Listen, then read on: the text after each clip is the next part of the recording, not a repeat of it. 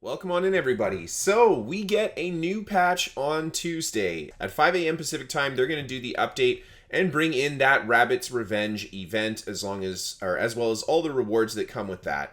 But that's not what we're interested in. We're interested in some of the combat changes that are being made.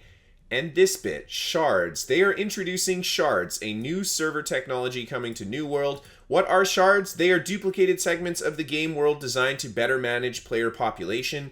Each region in the zone of the game has population limits. By seamlessly duplicating these segments into new instances, they can accommodate more players in the same space without giving issues to performance or experience.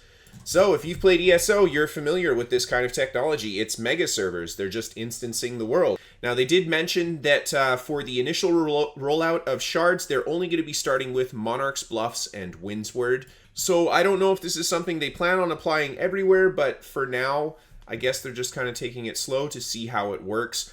When you are doing PvP, you will be put into your own instance shard with other PvP players, and it's the dedicated PvP shard. And they said there will only be a single PvP shard, so there won't be shared ones in a single area. So if you flag up and there is PvP wherever you're going, you should find it. Now, I'm really curious how this will work just in the long run, because they don't have these shards everywhere. So we get to kind of play around with this in Windsward and Monarch's Bluffs early on, at least for this patch, and then see how it will work on later. But when things like races and stuff happen, I'm really curious how this will affect those types of things. And then the last thing that they didn't really talk about here that I'm curious about the shards is resources. If you're out there and you're trying to mine iron, and someone in your shard has mined all the iron, if you get into a different shard, are you still sharing resources with all the other shards, or are those going to be exclusive? Anyway, camps, they said, will stay where you put them, but if your camp is in a shard that gets deleted, or I guess removed because there's not enough players to fill said shard, then that camp will actually be removed as well. So this could result in some situations where your camp just disappears when you didn't want it to. Yeah, otherwise, that is the big change coming up with shards. Now, let's get into some of those combat changes. The first one here is they adjusted an issue with sliding around while sprinting by adjusting acceleration for movement. I'm excited to see this because I know there is a little bit of a slide right now, and it makes things like doing the hop back and forth very difficult or impossible to do. So let's hope they touched up the movement a little bit so that it feels less slidey, because I don't like that feeling either. There were a few AI enemies going beyond their borders, so they fixed that, which is kind of nice. They improved some animation blending when canceling dodges, full body attacks, and reactions with a ranged attack. I hope this just makes canceling a little bit cleaner, if anything. I don't know, maybe I won't notice anything, but we'll see. And then here are some changes that were kind of reverted. They reverted the block stability back to previous patch from preseason 5, where heavy gives you minus 10% block stability, medium has no effect, and then light gives you 10% additional cost to your block stability. And then they reverted the CC changes so that heavy is minus 20% CC duration, medium is minus 10%, and light gives you a 0% duration. I like this because I didn't like light armor having an increased CC duration time, especially for things like snares. That was super nasty. So we'll see how that plays out. Shirking and Power got a big buff to 7% per stack from 4% per 3 stacks. Hatchet got some pretty big changes to Keen Berserk. It will no longer have a health condition. Instead, Keen Berserk will now grant a persistent scaling buff to your increased critical and critical damage bonus of 5% up to 13% on your armor, and then 20% critical damage, crit chance when it is on your weapon. And then Firestaff actually got a pretty nice buff here. Increased heavy attack damage from 110 to 120% when the flare passive is active. So nice for flare there. I think base Firestaff heavy attack damage is 130%. Let's get to Musket.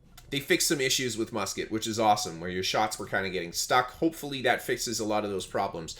They fixed an issue where Powder Burn and Power Shot could trigger multiple instances of damage in a single use. I like this fix. That bug was super annoying. I don't like getting kills with it. I don't like getting killed by it. It's a bug.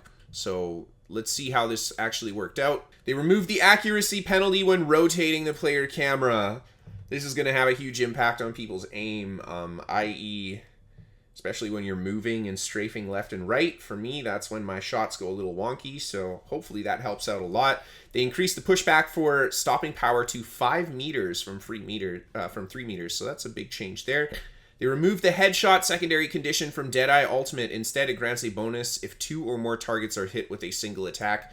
Does not have to be a headshot anymore, so big change to that one, but nobody's going to be using the Deadeye Ultimate because, as we all know, Lethal Combo Ultimate will now apply to all Musket debuffs instead of only those with Trapper Tree exclusive abilities. Honestly, with this kind of a change, I'm just going to say it right now, Musket's damage needs to come down by like at least 10%. There's no way you can make this kind of a change and be okay with what Musket damage is going to be tomorrow. I'm warning you guys right now, everyone's going to be playing Musket and its damage is going to be fucking stupidly overtuned. And this is one of the problems.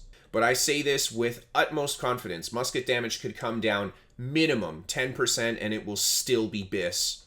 So, yeah, this is not good. This is not a good buff. This is something that I have said many, many times in many previous videos. They cannot buff Musket's damage like this, and they are going to buff Musket's damage like this. So, moving on to Ice Gauntlet. They fixed the Entomb thing that was causing it to trigger multiple Refreshing Frost passives. So Ice Gauntlet got a nice little nerf there, which is great. And then Bow, they fixed an issue where players can get the slightly faster light attack speed when they're canceling with Rain of Arrows, Penetrating Shot, or the Poison Arrow ability. On top of it, they reduced the dot damage on Rain of Arrows to 9% per tick, and they reduced the poison damage over time from 10 to 7 seconds. Again, they are making, like who cares about Bow? They're nerfing Bow, and no one's going to use it. Everyone's going to be using Musket. Blunderbuss, they reduced the reload time of light attacks by 35%. That is a massive reduction in reload time, but they also slightly reduced the light attack damage. This is a buff overall. Light attack damage came down to 114% from 126%. Now, this will be kind of, you'll feel this nerf a little bit more when you are using the Unload Ultimate and you get a few more extra pellets, because those are doing a little bit less damage as well. They nerfed net shot so that the max value on the snare is only 41%, not 60 on the weapon, and then 25 instead of 37 on the armor. This is a very good change. That is an insanely oppressive snare. Flail, they made a little bit of adjustment for the leader of the pack. They made it 15% in power versus 10%, and then the allies get 10% instead of 5 when they're near you. Rapier, they decided to backtrack the Deadly Flourish perk having a bleed. This is a great call. There is no way they could put a bleed on the end of this without massively nerfing the actual base damage of Flourish and Finish. The fact that the bleed does true damage as well means it is going to be incredibly effective against more armored opponents. And then the Spear got some pretty big nerfs. Cyclone's Invigorated combo upgrade now has a max target limit of 2, so you're not going to be pulling as much stamina out of that ability as you were before. Evasive Maneuvers will now only apply to your next dodge within 2 seconds, not all dodges. And then updated Fortifying Perforate perk by lowering the values to 10% armor and 18% weapon per max stack from 10% armor and 25% weapon per a max stack. So this is just a nerf offensively to Fortifying Perforate. And then the last bit of stamina nerf, Invigorating Crits passive is no longer a flat stamina gain. Instead, it's increased stamina regen rate by 30% for 3 seconds on crit. This is huge stamina nerfs to Spear, but Invigorating Crits being nerfed like this is massive. The big thing about Invigorating Crits being functioning by giving flat stamina is that you could poke, dodge, poke, dodge, poke, dodge, and you'll actually gain stamina back from that. If this is now a regen rate increase, if you don't stop dodging long enough for that regen to actually come back, you cannot recreate that old combo at all. So, yeah, this is a huge, huge nerf to Spear. And honestly, I think this is a much needed nerf to Spear. Spear is one of, if not the best melee weapon in the game right now. Sword and Shield looking at you for the other one. So, yeah, this is good. Is it enough? Maybe. We'll see. We'll see how Spear feels.